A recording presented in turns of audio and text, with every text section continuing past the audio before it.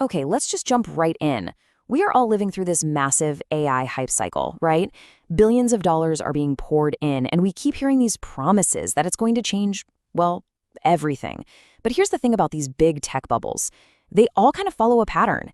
And if you want to understand what might happen next with AI, we're going to look back at a story that feels, honestly, strangely familiar.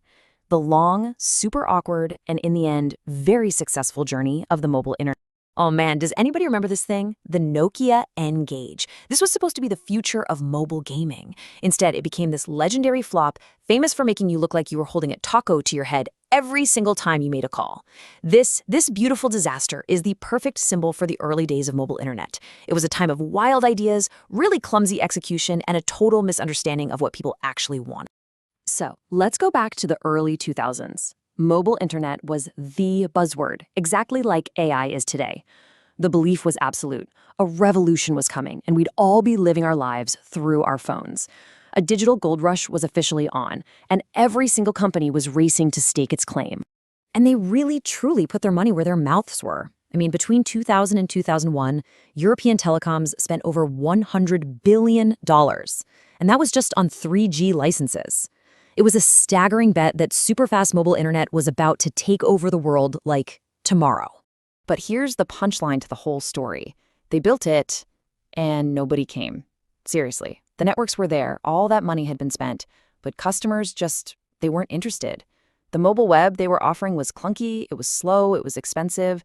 The gold rush had basically hit a brick wall. So what went wrong? Well, it turns out the entire industry was obsessed with solving problems that customers didn't actually have.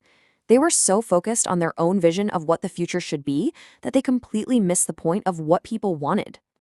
And this slide, it just says it all. On the left, you see Nokia's whole strategy back in 2006. Funky colors and plastic covers you could swap out. It was all about fashion.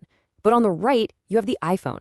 It wasn't about the color, it was about a completely revolutionary user experience. While the rest of the industry was busy selling decorations, Apple was building a gateway to the real internet. And this just shows you exactly where their heads were at. Instead of a smooth, easy user experience, their focus was on things like these super complicated systems just to buy a single song, or these ugly, closed-off internet portals, and of course, those colorful covers. They were solving for control and ownership, not for simplicity and access. You know, this was the actual reaction inside the mobile industry when Apple announced the iPhone in 2007. They literally laughed at it. They were so sure they knew what customers wanted, physical buttons, colorful plastic, that they just couldn't see the revolution that was staring them right in the face. And the shift, when it came, was absolutely brutal and fast. In 2007, Nokia was the undisputed king of the world, with a massive 40% of the global market. Then the iPhone arrived. And just a few years later, Nokia's empire had completely crumbled. It just goes to show you how quickly an industry giant can become a footnote when they miss a fundamental change. So this gets to the heart of it. The iPhone and the whole ecosystem that grew up around it, it represented this huge mental shift. We moved from a world where you had to own your content, like buying a song for $1, to a world where you just needed access to it. Think about streaming anything you want on Spotify. That change in thinking, it changed everything. But here is the real key takeaway from this whole story. That mobile internet bubble, it didn't burst with a loud pop like the dot-com crash. Nope. Something much more interesting happened. It slowly deflated, and then it reshaped itself. We call this bubble deflation. It's this process where all the initial hype just kind of fades away, expectations get a lot more realistic, and the technology quietly finds its real, sustainable purpose. The crazy thing is, that initial investment isn't completely lost. It just gets repurposed for a future that nobody saw coming. And here's pretty much how that process works. First, you get that massive investment in 3G networks, all for this one specific vision of the mobile internet. Then that vision fails, the hype fades. But then, years later, the iPhone and the App Store show up, the right product, the right business model, and all of a sudden, all those underused 3G networks become the essential foundation for this new reality, unlocking their true value. So, a massive investment in infrastructure that runs years ahead of a proven business model, with everyone convinced it will change the world. Does any of that sound familiar? Let's bring this back to today and look at the parallels with AI.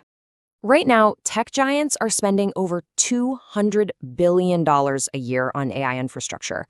We're talking chips, data centers, the whole shebang. It's an arms race that makes that 3G rollout look small. The bet is even bigger this time around. You have to admit, the parallels are pretty striking. You've got the big bet on infrastructure. You've got the identical hype that it's going to change everything. And then you have the crucial risk. Are companies today building what customers actually need, or are they just building the AI equivalent of colorful phone covers? Just features bolted on for the sake of hype.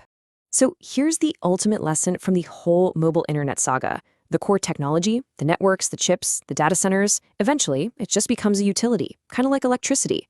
It's essential for sure, but it's not where the real magic happens. The real, lasting value gets created by what people build on top of that foundation to solve actual, real-world problems. Which brings us right back to today. The AI hype, it will eventually settle down. A reckoning will come, whether it's a loud pop or that slow deflation we talked about. So the truly interesting question isn't if that will happen, but what comes after. What is the iPhone moment for AI going to look like, and who's out there building